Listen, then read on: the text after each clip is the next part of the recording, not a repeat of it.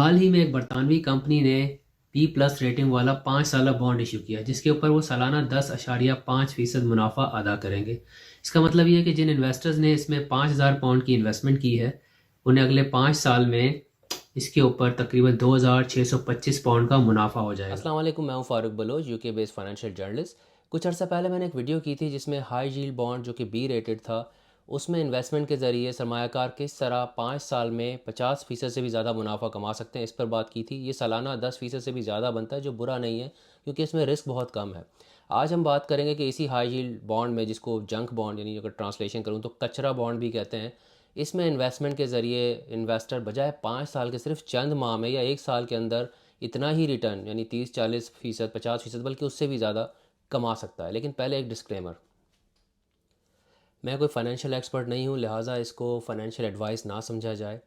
और ये वीडियो मैं पर्सनल कैपेसिटी में बना रहा हूँ, किसी कंपनी को या अपने एम्प्लॉयर को रिप्रेजेंट नहीं कर रहा, किसी ब्रांड को रिप्रेजेंट नहीं कर रहा। वीडियो का मकसद सिर्फ फाइनेंशियल अवेयरनेस है, लिहाजा कोई भी इंफॉर्मेशन जो मैं आपको दूं उसको आप अपने तौर पे इंडिपेंडेंटली वेरीफाई ज़रूर कीजिएगा, क्योंकि जिस प्रोडक्ट की मैं बात कर रहा हूँ ये बहुत ही ज़्यादा हाई रिस्क है। इसमें बहुत कम वक्त में बहुत ज़्यादा मुनाफा कमाया जा सकता है, लेकिन एट द सेम टाइम सारा पैसा लूज़ भी हो सकता है। अब टॉपिक पर वापस आते हैं। एक मशहूर कहावत है कि one person trash is another person treasure. ये बिल्कुल फिट बैठती है आज के मौजू पे, क्योंकि ये जो हाई यील्ड बॉन्ड्स हैं इनको जंक बॉन्ड या कचरा बॉन्ड भी कहा जाता है, जिसमें हेज फंड्स किसी एक पॉइंट पर आके इन्वेस्टमेंट करते हैं और बहुत ज़्यादा रिटर्न कमाते हैं, बहुत ज़्यादा प्रॉफिट कमाते हैं। अब ये हाई यील्ड बॉन्ड जो है, इन्हें हाई यील्ड इसलिए कहा जाता है कि ये ऐसी कंपनीज इशू करती हैं जिसमें किसी ना किसी तरह का कोई फाइनेंशियल रिस्क इन्वॉल्व होता है।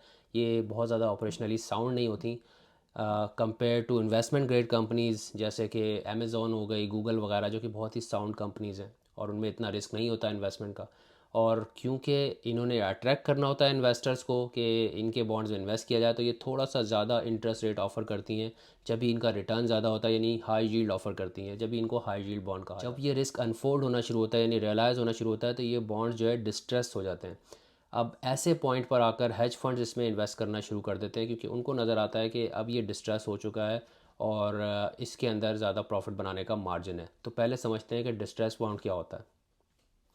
अच्छा, डिस्ट्रेस बॉन्ड की कोई फ़िक्स डेफिनेशन नहीं है, लेकिन मैं इस इंडस्ट्री से वाबस्ता हूँ, तो जो अंडरस्टैंडिंग है इंडस्ट्री की वो ये है कि ऐसा बॉन्ड जो एक बेंचमार्क जो पेपर होता है उसके मुकाबले में कम से कम 10% ज़्यादा रिटर्न दे।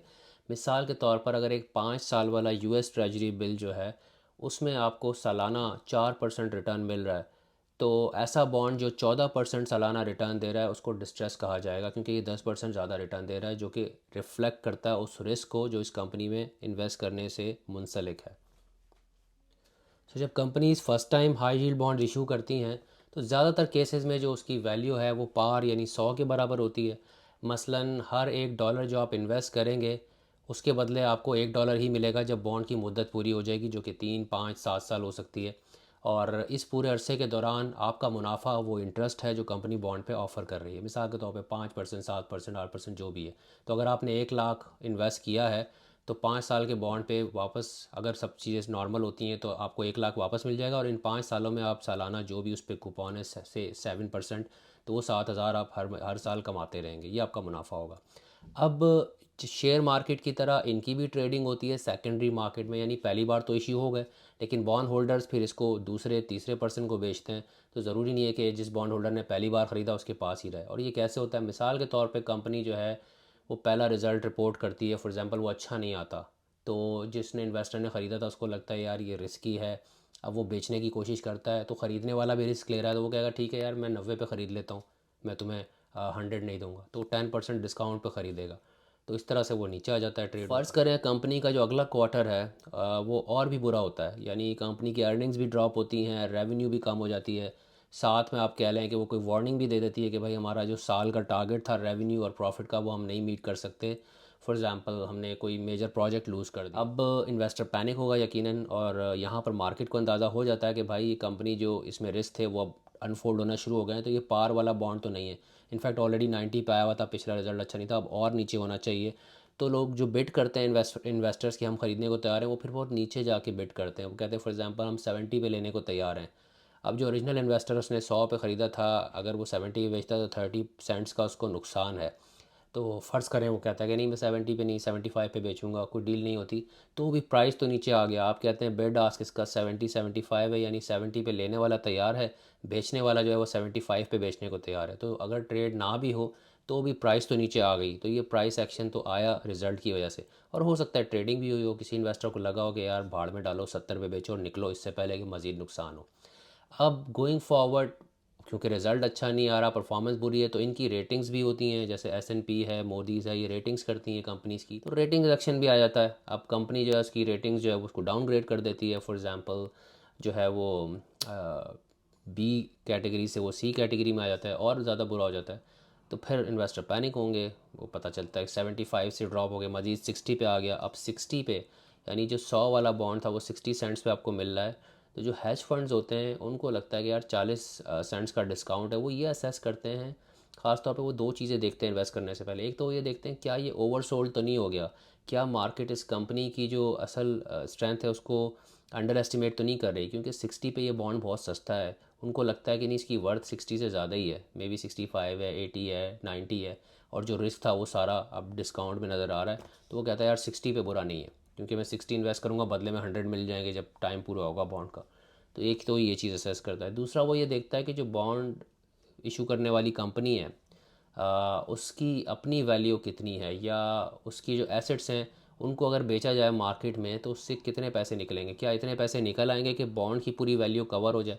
अगर तो पूरी वैल्यू कवर होती है तो उनको लगता है अच्छा यार मेरी इन्वेस्टमेंट तो कवर्ड है, लेस इन्वेस्ट। बहुत ही सादा वर्जन सिंपल करके आपको बताया हेज फंड्स कैसे इन्वेस्ट करते हैं। लेकिन ऐसा नहीं होता कि वो सिर्फ मैथ की बेसिस पे कर दें कि भाई 100 वाला 60 में मिल रहा है तो इन्वेस्ट कर दो, 40 का डिस्काउंट मिल रहा है, क्योंकि उल्टा भी हो सकता है, मज़ीद नीचे भी जा सकता है। उनके पीछे वर्किंग होती है, जैसे मैंने अभी आपसे कहा कि वो ख़ास तौर पे ये देखते हैं कंपनी के जो एसेट्स हैं क्या उनकी वैल्यू इतनी है कि बॉन्ड जो है या उनकी जो इन्वेस्टमेंट है वो रिकवर हो जाएगी। फिर कंपनी का टर्न अराउंड प्लान क्या है, बिज़नेस स्ट्रैटेजी क्या है, मैनेजमेंट कौन है, क्या वो वाकई कंपनी को टर्न अराउंड कर सकती है, और क्या मार्केट जो है अंडर वैल्यू तो नहीं कर रही। ये सारी चीज़ें होती हैं, पूरी रिसर्च टीम्स होती हैं उनके पीछे, ये सारी कैलकुलेशंस होती हैं, फिर कहीं वो जाके इन्वेस्ट करते हैं। और उनके पीछे ये भी जहन में होता है उनके कि एक कंपनी में तो वो कर नहीं रहा इन्वेस्टमेंट, वो तो बहुत सारी कंपनीज में इन्वेस्टमेंट करते हैं। तो ये पोर्टफोलियो मैनेजमेंट होती है। मिसाल के तौर पे अगर यहाँ पे थोड़ा नुकसान हो गया तो कहीं और ज़्यादा मुनाफा हो जाएगा, तो बराबर हो ही जाएगा, वो तो ओवरऑल रिटर्न देख रहे होते हैं। लेकिन बहरहाल इंडिविजुअली भी हर कंपनी पे वो बाकायदा रिसर्च करते हैं। और अब अगर तो इन्वेस्टर जो है हेज फंड जो है उसकी रिसर्च सही साबित होती है और पता चलता है कंपनी अगले 6 महीने में टर्न अराउंड कर लेती है, यानी वापस रिकवरी होती है प्रॉफिट की भी, रेवेन्यू की भी, और उसकी परफॉर्मेंस जो है बाकायदा अपने जो हिस्टोरिकल लेवल्स हैं उस पर आ जाती है और वो फिर ग्रो करना शुरू करती है, तो पता चलता है कि जो बॉन्ड है वो वापस ट्रेड होके 60 से 90 पे चला गया। अब जो हैज फंड है उसको लगता है बड़ा अट्रैक्टिव है, वो तो शॉर्ट टर्म रिटर्न देख रहे होते हैं, वो 5 साल 7 साल वेट नहीं करेंगे कि जब कंपनी के बॉन्ड की मुद्दत पूरी हो, वो ओरिजिनल उनको रिडीम करना, वो बोलेगा यार अब बेचो, 50% प्रॉफिट बन गया है 6-7 महीने में, ज़बरदस्त निकलो यहाँ से।